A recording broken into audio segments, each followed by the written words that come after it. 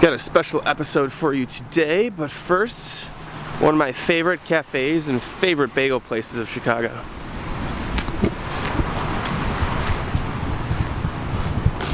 The best bagel witches you'll have, or at least that I've ever had.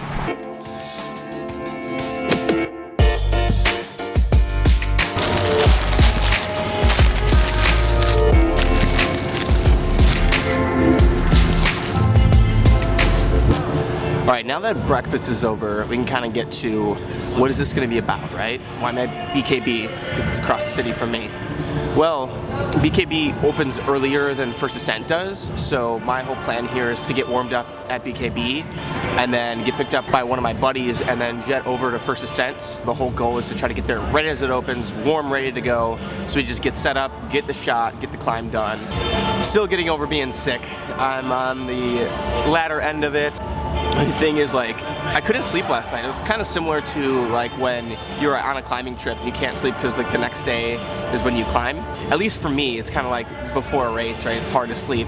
Same thing for today, because it was a little nerve-wracking. Like, I've already done this climb, but now that I'm like expected to do it with all these people helping shoot it, it's a lot of pressure. I'm starting to understand what it feels like to be a pro climber in the sense of getting filmed and being expected to ascend and that kind of pressure that they feel all the time. Obviously, this is well below that in a different kind of fashion, but it's similar, right? Still, I don't know, it's so weird. Like, you'd think it would be easier for me, right? Or I would feel less pressure, but now that I've already done it, I'm like, shoot, now I'm like expected to repeat, and there's a few moves that are pretty hard on it. The reason why I wanted to do this is because I am a sport climber. Like, that's what I'm super passionate about. I started as a boulderer, then I got into ropes, liked both pretty equally, and now I generally will train with bouldering and with circuits, and then I'll climb on sport routes.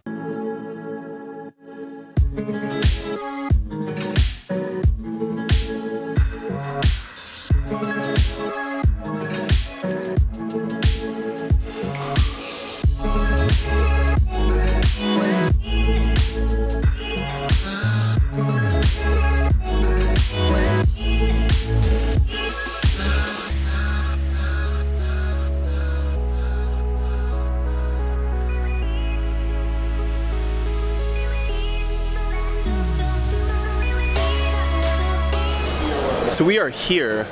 I'm definitely not feeling the best. I kind of knew that would be the case, but I'm gonna try hard anyways. I think I should be able to do it. I'm just a bit fatigued from this week of training, and last week when I actually did it, I was on a deload week, so I wasn't really climbing that much, so I was pretty fresh when I did it. And now I'm all achy from the training, but nonetheless, still gonna try hard. I think it's still gonna turn out good.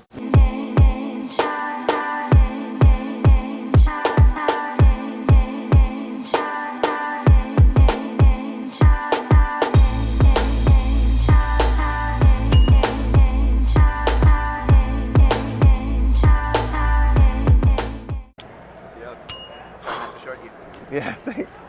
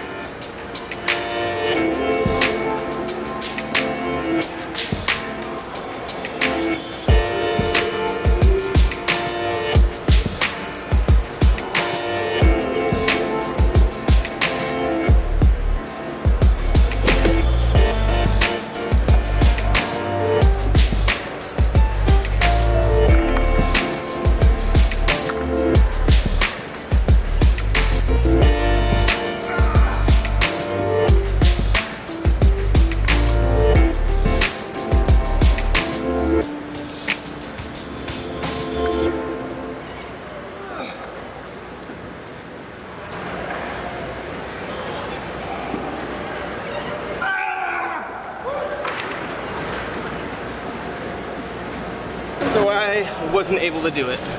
It was real sad. Nope.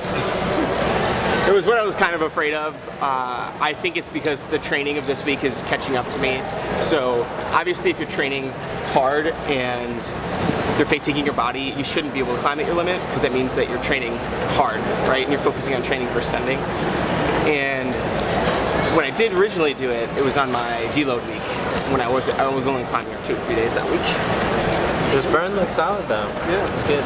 Thanks to Justin for being the one hanging up, way up and yeah. My challenge was stay still. Yeah. I was literally 2 or 3 moves away from finishing it, because the face isn't that hard. It's like a V3 slab.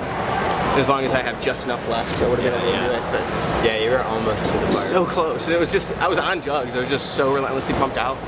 Because when I was, I hit the second dead point, it's like that little ball. I didn't hit it right, so I tried to readjust to get my hand on it, but I couldn't. So I was holding the ball half on, so I just was squeezing with all my life to be able to get my toes up, and then to move on, and then I could feel I was like just tore, like after that move.